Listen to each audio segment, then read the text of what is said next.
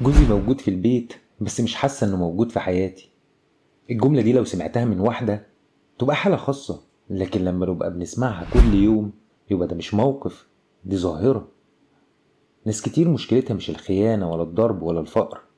ناس كتير عايشة في بيوت شكلها طبيعي بس المشاعر فيها ميتة، والأصعب ان الطرف التاني مش شايف ان في مشكلة أصلا. لو انت من الناس دي اللي بتتوجع بصمت وبتعدي الأيام كأنها ورق بيتقطع، يبقى الفيديو ده معمول علشانك. أنا محمد جمال ودي قناتكم على الميزان، والنهاردة هنتكلم عن الزوج البارد اللي سايب الست تموت لوحدها كل يوم وهو فاكر انه ما بيغلطش في حاجة.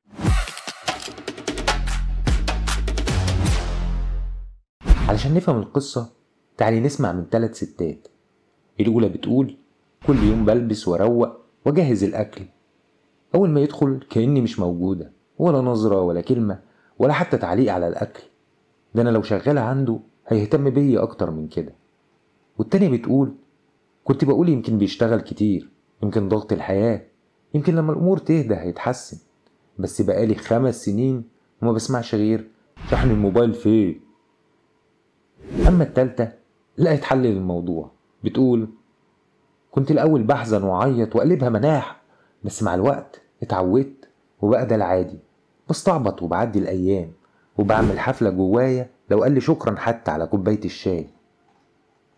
التلاتة نفس القصة، راجل بارد، بس كل واحدة رد فعلها مختلف. واللي فرق مش جوزها، اللي فرق هو وعيها وتعاملها مع نفسها قبل أي حاجة تانية. بس مش ده الحل اللي أنا جاي أقولك عليه، أنا جاي أقولك على حل تاني خالص. بس ما تنسيش تدوسي على زرار اللايك وتشتركي لو لسه مشتركتيش في القناة. الزوج البارد مش دايما قاسي أو أناني، أوقات بيكون اتربى في بيت كل حاجة فيه بالكتمان. ما كانش فيه حب معلن ولا حضن ولا كلمة طيبة، فكبر وهو ما بيعرفش يعبر. حتى لو كان نفسه يقول أنا بحبك ما بيعرفش. بس ده مش معناه إننا نعيش في تعاسة، بس لازم نفهم اللعبة ماشية إزاي وإزاي نرجع الحرارة من غير ما نتلسع. تعالى أقولك على كام نصيحة يرجعوا الدفى ده. أول حاجة، افصلي بين تقديرك لنفسك وبين رد فعله. ما قالكيش وحشتيني ده مش معناه انك ما وحشتهوش. ما شكرش مجهودك ده برضو مش معناه انك ملكيش قيمة. قيمتك مش مرهونة بتعبيره، قيمتك في وعيك، في نيتك، في عطائك لنفسك. تاني حاجة، بلاش تلبسي دور الضحية طول الوقت. الناس ما بتحبش الاستعطاف. اعملي اللي عليكي، لكن كوني دايما عندك حياة بتخصك، هواياتك، شغلك لو بتشتغلي، صحباتك، ووقتك الخاص. ما تعيشيش مستنية لحظة التقدير، لكن انت صنعيها بنفسك. تالت حاجة، عامليه بأدب بس خدي مساحتك. ما تحايليهوش دايما بس كمان ما تعديهوش. اتكلمي قليل بس بذكاء. اختاري كلامك واختاري توقيتك، وخلي عندك شياكة حتى في صمتك. ركزي بقى في اللي جاية علشان مفعولها زي السحر. ما تعمليهوش بدماغك، عامليه بدماغه.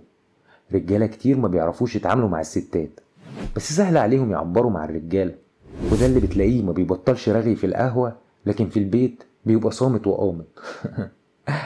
وده بقى سكته سهلة، كل المطلوب منك تبقي عبده صاحبه. ايوه سمعتي صح. لو بيحب البلاي ستيشن لعبيه ماتش على اللي هيعمل شاي، هو خساري عادي. لو بيحب يتفرج على الكورة اتفرجي معاه وشجعي وتناقشي معاه فيه، بس ما تطينيهاش. اعرفي الاول المعلومات اللي تقدري عليها عن اهتماماته وبعدين شاركيه فيها. معلش هتعبك وهتذاكري شوية، بس صدقيني هتنبهري بالتغيير لو عرفتي تعمليها صح. خامس حاجة، ادعيله من قلبك.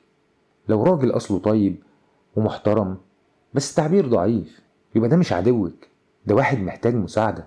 ادعيله ربنا يفتح له باب التعبير، وادعي لنفسك بالصبر والسكينة والطمأنينة. وخدي بالك، الاستنزاف العاطفي بيدمر. لو كل يوم بتخسري جزء من نفسك يبقى لازم وقفة. والوقفة هنا مش انك تخربي بيتك لا سمح الله، بس لازم تحسسيه بحجم المشكلة وتصرحيه بده، وتحاولي تكوني النموذج اللي هو بيتعلم منه. ولو الموضوع لسه مفيش تحسن، ممكن تلجأي لحد كبير من أهلك أو من أهله يكون ثقة، ممكن يأثر فيه ويحل الأمور ما بينكم بهدوء.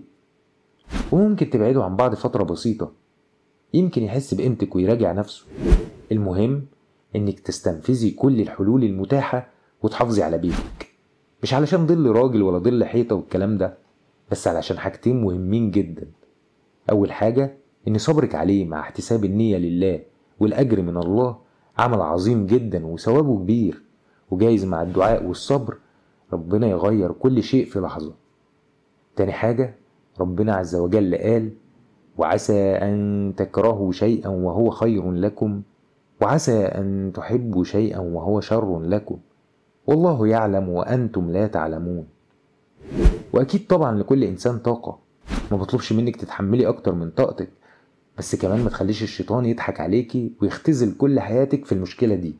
جايز عنده مميزات تانية، حاولي تشوفيها. الطلاق مش سهل والدنيا مش هتبقى وردي زي ما بيصوروا في الإعلام، وسواء اخترتي تكملي أو ما تكمليش، المهم إنك تحافظي على قلبك حي حتى لو حواليه جليد، وتبقي شمعة في بيت مطفي بس من غير ما تتحرقي. لو وصلتي لحد هنا فانت مش بس صبورة، انت قوية. ما تنسيش تشتركي في القناة قبل ما تروحي تغسلي المواعين علشان ما تطلعيش غضبك في الكوبايات. سلام يا ست الستات. وانت يا صديقي لو مش من الرجالة دي احمد ربنا، اما لو المشكلة دي عندك لازم تراجع نفسك فورا وتحلها، علشان الموضوع مؤلم جدا.